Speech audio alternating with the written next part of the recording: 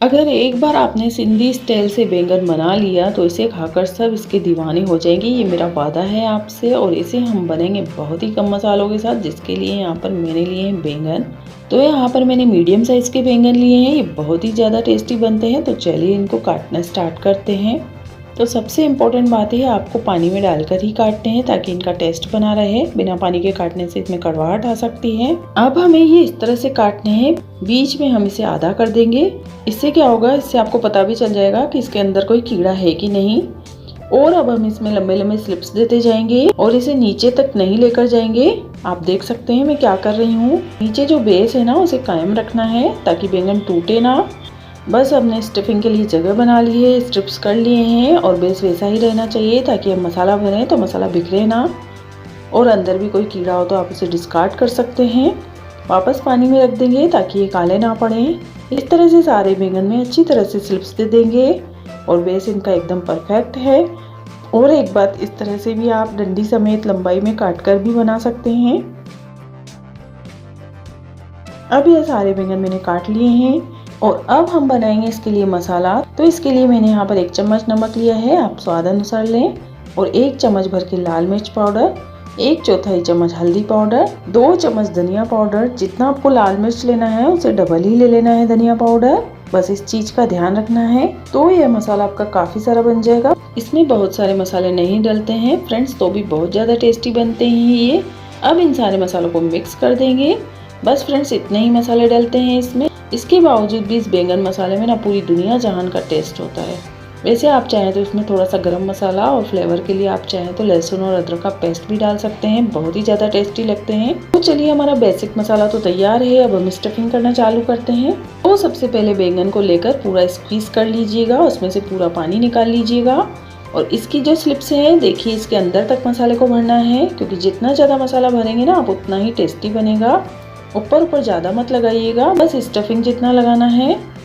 ऊपर से ज़्यादा मत लगाइएगा क्योंकि मसाला जलने के चांसेस रहते हैं। ये देखिए सब में हमने मसाले अच्छे से डाल दिए हैं।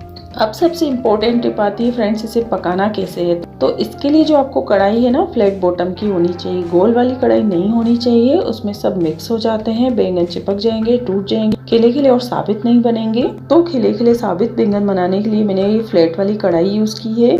अब इसमें मैंने तेल गरम कर लिया है और इसमें एक एक करके सारे बैंगन रखते जाएंगे। इसमें सारी तवा सब्जियां जो होती है ना बनकर अच्छे से रेडी हो जाती हैं। मैं सारी तवा सब्जियां इसी में ही बनाती हूँ, इसलिए आपको थोड़ी सी पुरानी सी दिख रही है। अब ध्यान दीजिएगा, इसको हाई फ्लेम पर पकाना है पहले 2 से 3 मिनट के लिए। उससे क्या होगा ना, बेस थोड़ा सा कड़क हो जाएगा, क्रिस्पी हो जाएगा।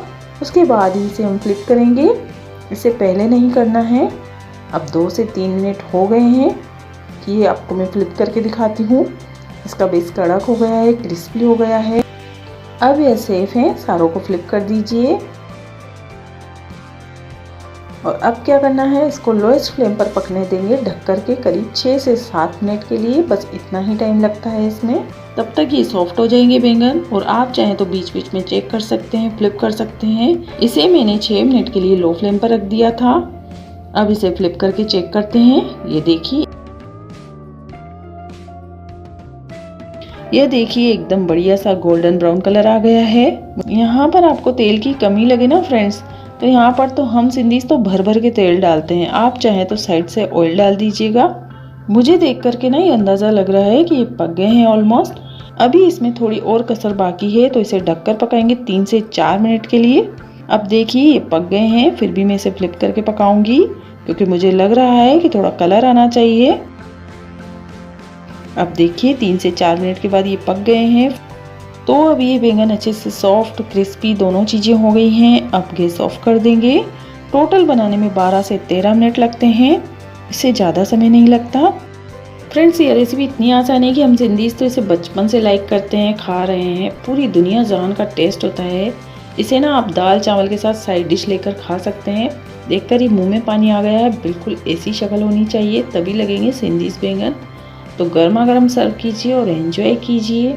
और रेसिपी पसंद आए तो इसे लाइक कीजिए, शेयर कीजिए। और अगर आप मेरे चैनल पर नए हैं तो प्लीज़ सब्सक्राइब कीजिए।